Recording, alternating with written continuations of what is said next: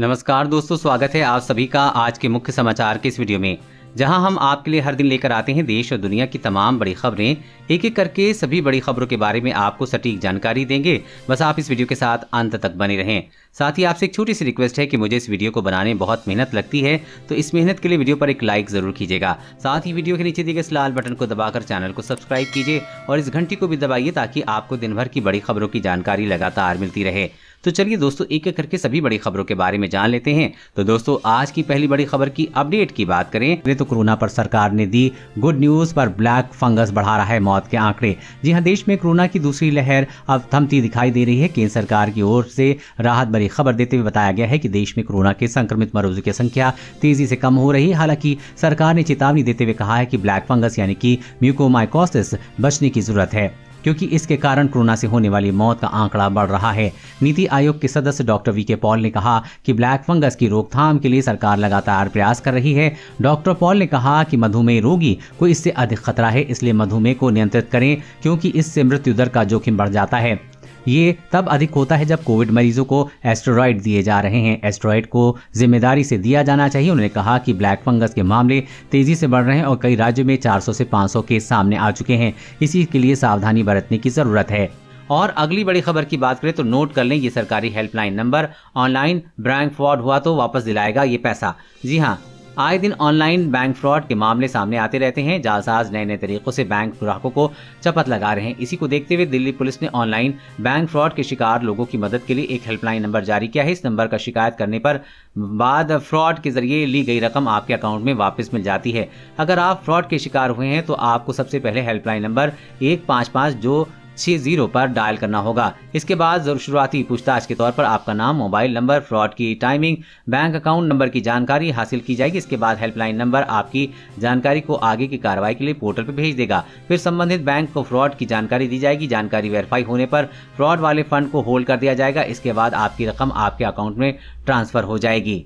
और अगली बड़ी खबर की बात करें तो सरकार का दावा, 5 महीने में 216 करोड़ कोरोना वैक्सीन डोज कराएंगे उपलब्ध। जी हां, देश में कोरोना वायरस के खिलाफ वैक्सीनेशन की प्रक्रिया लगातार चल रही है। ऐसे में वैक्सीन अपडेट को लेकर केंद्रीय मंत्री प्रकाश जावड़ेकर ने दावा किया है कि अगस्त से लेकर दिसंबर के बीच में कोविड-19 वैक्सीन की 216 करोड़ डोज तैयार की जाएंगी। केंद्रीय मंत्री ने इस अपडेट के साथ एक टेबल को भी स्पष्ट किया है, जिसमें उन्होंने ये बताया है कि अगस्त से दिसंबर के बीच कौन सी वैक्सीन की कितनी डोज तैयार हो जाएगी।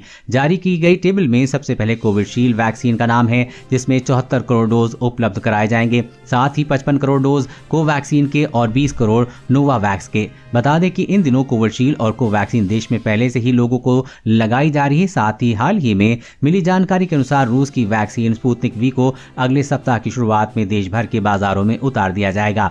इसके अलावा बाकी की वैक्सीन के बनते ही सरकार उसकी भी घोषणा कर देगी।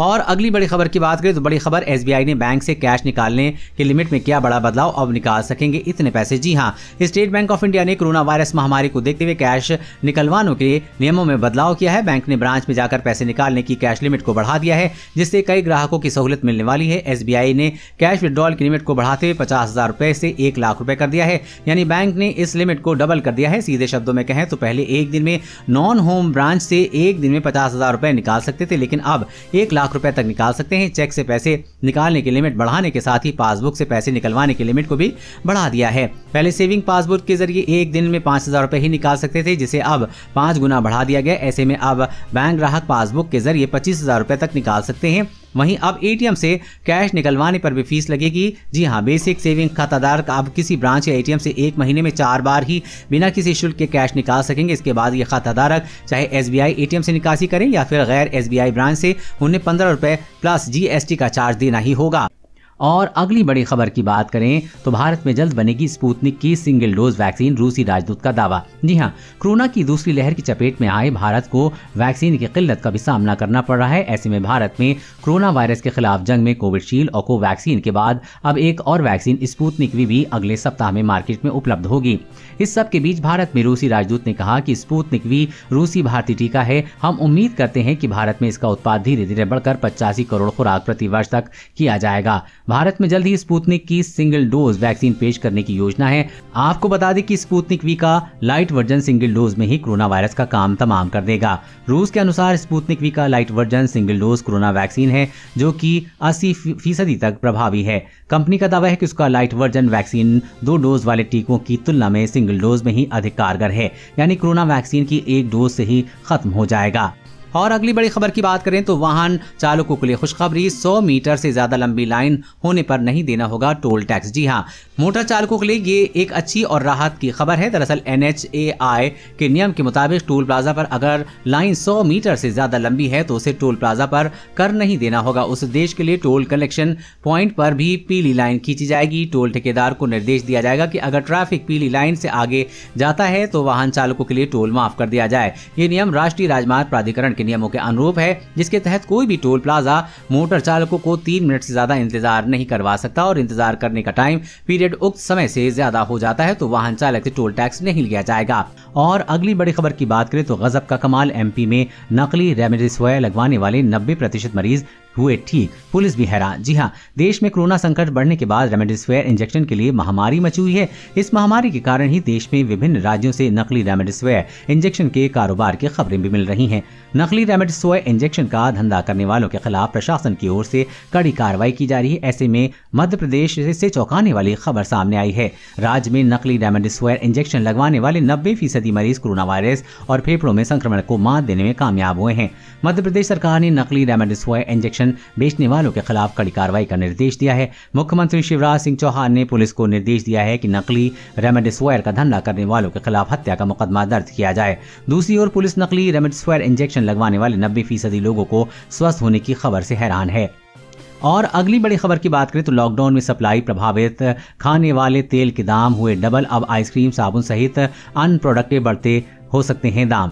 जी हाँ, पिछले कुछ हफ्तों में खाने के तेल की कीमतों में जबरदस्त उछाल आया है। पिछले साल के मुकाबले इस साल खाने पीने के तेल के दामों में 120% की बढ़ोतरी देखने को मिल रही है। कोरोना संक्रमण की दूसरी लहर की वजह राज्य में लॉकडाउन लगा है। इसकी वजह से जरूरी चीजों की सप्लाई प्रभावित हो रही है। आने वाले दिनों में आम आदमी की जेब पर बोझ बढ़ने वाला है। चॉकलेट, साबुन और बायोफ्यूल जैसे सामानों में दाम बढ़ने वाले हैं क्योंकि इसे तैयार करने वाली कंपनियों को लागत पर खर्च बढ़ाना पड़ेगा।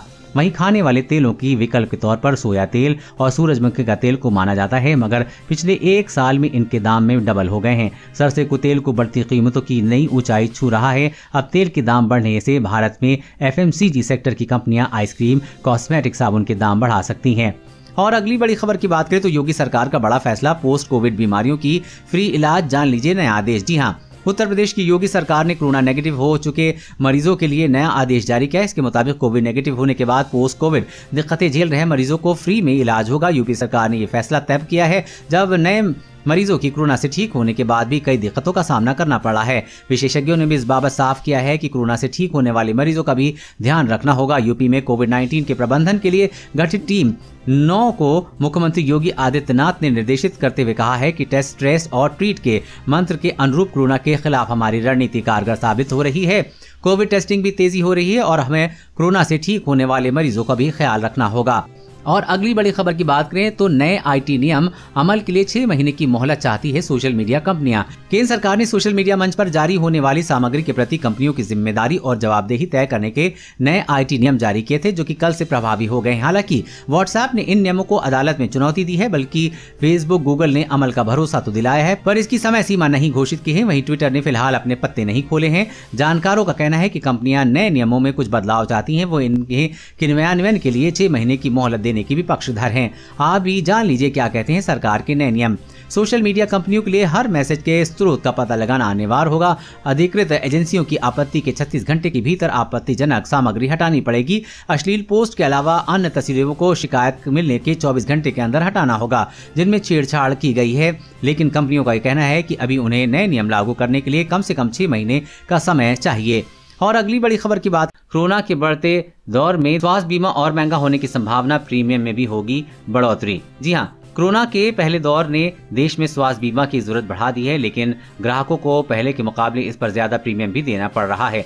अब जबकि देश कोरोना की दूसरी लहर का सामना कर रहा है तो ग्राहकों को ये चिंता सता रही है कि स्वास्थ्य बीमा महंगा हो सकता है। इसकी मुख्य वजह यह है कि बीते 1 वर्ष में दौरान कोरोना संकट के चलते बीमा कंपनियों को बड़ी संख्या में क्लेम का भुगतान करना पड़ा है। वैसे बीमा क्षेत्र के जानकार ये भी बता रहे हैं कि कोरोना काल में स्वास्थ्य बीमा को लेकर जागरूकता काफी बढ़ी हुई है, जिसमें आगे और सुधार हो सकता है। इसमें स्वास्थ्य बीमा की बिक्री भी बढ़ोतरी की उम्मीद है। इरडा को इस तरह की सूचना मिली है कि कुछ बीमा कंपनियों की तरफ से स्वास्थ्य बीमा पॉलिसियों की प्रीमियम में 50% तक का इजाफा किया गया है। इस हालात से चिंता इरडा ने सभी बीमा कंपनियों को चेतावनी भी दी है कि वो महज प्रीमियम बढ़ाने के लिए पुरानी पॉलिसी में बदलाव नहीं करें, लेकिन बीमा कंपनियां प्रीमियम में 50% की बढ़ोतरी पर विचार कर रही हैं। दोस्तों, आज की खबरों में बस इतना ही। इसी तरह हर रोज काम की खबरें जानने के लिए आप हमेशा हमारे साथ जुड़े रहें। हमारे साथ जुड़ने के लिए वीडियो के नीचे दिए गए इस लाल बटन को दबाएं और साथ ही इस घंटी को भी दबाइए ताकि आपको हर खबर की सटीक जानकारी मिल सके। जय हिंद, धन्यवाद।